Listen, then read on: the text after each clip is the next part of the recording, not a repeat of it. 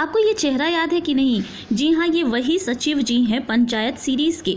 तो जब आपने पंचायत सीरीज़ देखी होगी तो आपके मन में भी ये ख्याल आया होगा कि यार कैसे पंचायत सचिव बना जाता है, क्योंकि भारत की जो अधिकांश आबादी है ना, वो अभी भी गाँव में ही रहती है और इन गाँवों के विकास के लिए सरकार ने कई कदम उठाए हैं।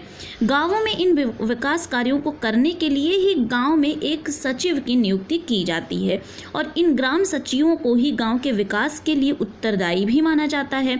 तो आइए आज की इस वीडियो में हम जानते हैं कि ग्राम सचिव कैसे बनते हैं, एलिजिबिलिटी यानी योग्यताएं क्या क्या रखी गई हैं, कौन कौन से एग्जाम देने पड़ते हैं ग्राम सचिव बनने के लिए और तो और इनकी सैलरी कितनी होती है।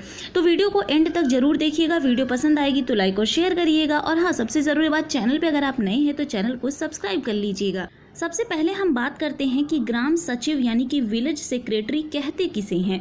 तो देखिए, गांव सचिव यानी ग्राम सचिव वही होता है जो हमारी सेवा करता है, यानी कि एक गांव का जो सेवक होता है उसे ही सचिव कहा जाता है और जो गांव के विकास के कार्यों के लिए जुड़ा होता है। सरकार ग्राम सचिव की नियुक्ति करती है ताकि ग्राम पंचायत और सरकार के बीच की जो कड़ी है वो जुड़ सके। एक ग्राम पंचायत सचिव गांव में रहने वाले सभी लोगों की समस्याओं का हल निकालता है और साथ ही सरकार द्वारा जो योजनाएं आरंभ की जाती हैं उन लोगों को गांव तक पहुंचाता है।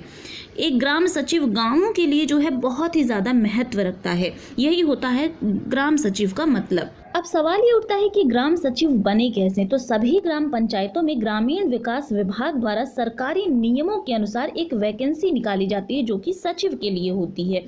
तो ये इस वैकेंसी को आपको भरना होगा, देन आपको एग्जाम देना होगा, बस फिर क्या है, बन गए आप ग्राम सचिव।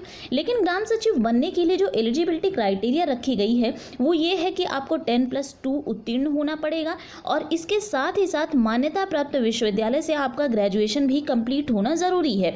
और जो ग्राम सचिव बनने के लिए एज लिमिट रखी गई है वो मिनिमम एज 18 साल है और मैक्सिमम एज 35 साल है।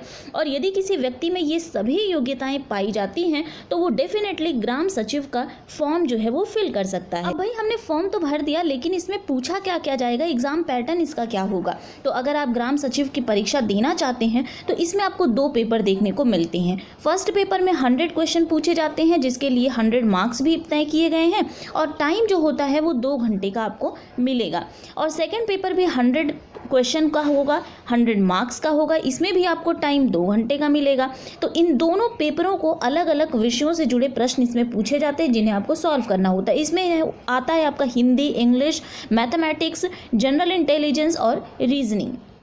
अब बात करते हैं, अगर ग्राम सचिव के पद पे हमारी नियुक्ति हो गई है तो आखिरकार हमें काम क्या क्या करना पड़ेगा। तो देखिए, सरकारी जो योजनाएं निकलती हैं उनका प्रचार प्रसार करना होता है आपको और उनको ग्रामीणों तक पहुंचाना, यानी गांव के जो भी लोग होते हैं उनके तक पहुंचाना होता है। और ग्राम सचिव सरकार और गांव के बीच की एक कड़ी होती है।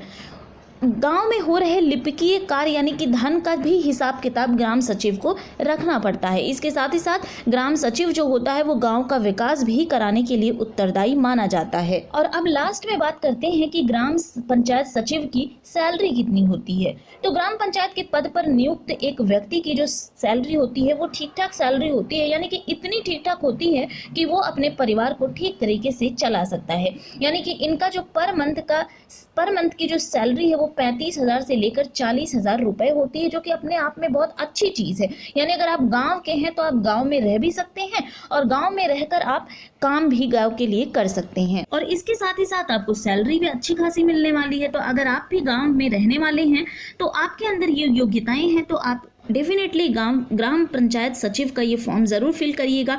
और उम्मीद करती हूँ आपको सारी चीज़ें क्लियर हो गई होंगी। अगर आपके मन में कोई डाउट या फिर कोई क्वेश्चन है तो कमेंट सेक्शन में ज़रूर पूछिएगा।